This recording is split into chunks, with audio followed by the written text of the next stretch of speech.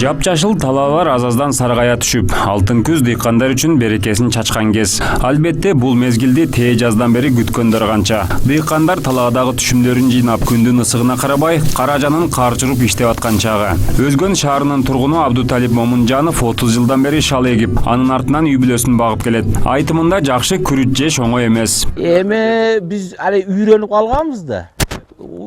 Аны кылбасак болбойт. Али кыргыз жайлоого чыкпаса чыккысы келет да, ошонун сиңери биз ham шалпеге келип, шуну карайбыз. Ошондой да эми. Доходу болбосо кылбайсың да. Доходун жок нерсени не кыласың аны? Азыр бийлени Орозбайдан эктим, бир ай мурун оруп атам. Дыйкан үчүн эң маанилүү жана оор убакыт дал ушул сентябрь айы. Анткени бышканданы жыйнап алууга көбүрөөк күч сарпталат. Ошондуктан уулдары, инилери менен ишти илгерилетип, эртерээк оруп алуунун аракетинде. Ал эми комбайн менен да орууга болот. Бирок ага күрүч палынын четиндеги чектөөчү блокторду ачууга туура келет. Анан да техниканын жардамында оргон учурда күрүч тандарынын сынып калуу коркунучу бар. Андыктан эң жакшысы колго оруп жыйнап алуу. Bir günde 4 saatlik, 5 saatlik bir adam orot. Bir adam. 4 saatlik, 5 saatlik. Nimesine karab. Jatkan, turgan nimesine karab. 4 saatlik, 5 saatlik orat. Kombaynda olsa ak gürüç bolup kalat. Kolda olsa kırman kılıp jiyip, sarı gürüç kılıp jeybiz da. Биз дастаркон үстүндө тамшана жеп жүргөн даамдуу палоо бышып табакка салынганга чейин бир нече баскычтардан өтүп, анан даяр болоору бышык. Албетте, дыйкандардын талыкпас эмгегинин артынан дүйнө эли өзгөн күрүчүнүн өзгөчө даамын татып, тамшанып келишет. Бул аталган аймактын өзгөчө климатка ээ болгондугунда болсо керек. Мен да колума орок алып, шалыны оргонго аракет кылып көрдүм. Бул жер мурда Кара Дарыя өрөөнүнүн боюндагы токой болгон экен. Дээрлик 30 жылдан бери дыйкандар бул жерди өздөштүрүп, шалы талаасын айландырышкан. Ал эми шалы бышкан учурда дал ушундай балчык, ылай сууну кечип, орууга туура келет.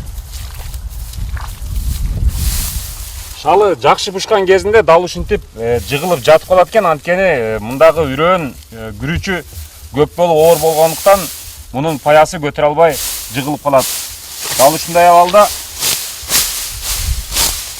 акырындык менен орокто өзүбүзгө тийгиз албай оруп чыгабыз.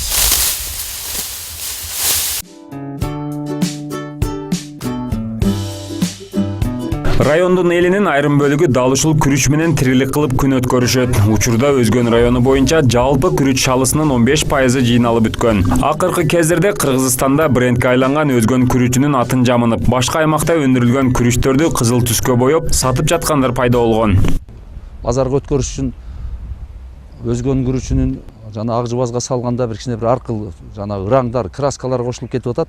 Биз аны ошол дыйкандарыбызга, нелерге түшүндүрүп, ал эми бир кичинекей нерсе жууганда кете турган. Андан тышкары дагы биздин Өзгөн күрүчүн көбүнчө эле мына Сузактан, Жалал Абадтан алып келип, биздин ушул ак жыбаздарга салып, ошол Өзгөн күрүчү деп сатып аткан дагы нерселер дагы кездешет да. Биз ошону жоюш үчүн 3-4 жылдан бери аракет кылып, реестрге киргизип, Өзгөндүн нагыз илгерки сортторун, кара кылтырык, ак урук деген сортторун. Азыр мына ошол боюнча азыр Өзгөн районунда 3 кооператив Өзгөн күрүч боюнча кооператив уюштуруп, кооперативдер иштеп атат. Андан тышкары да биз ошо сорт жаңылоо боюнча үрөөнчүлүк чарба уюштурганбыз. Өзгөн районунда 45 000 гектар айдоо жери болсо, анын 14 000 гектары суулуу жер. Анын ичинен 4800 гектар жерге шал эгилген. Акыркы 3-4 жыл ичинде Өзгөн күрүчүнө болгон суроо талап жогорулап, акырындык менен Орто Азия чөлкөмүнө экспорттолууда. Бекназар Абдыкасымов, Нуркамил Дүйшөнкул уулу, Таң нуру программасы үчүн.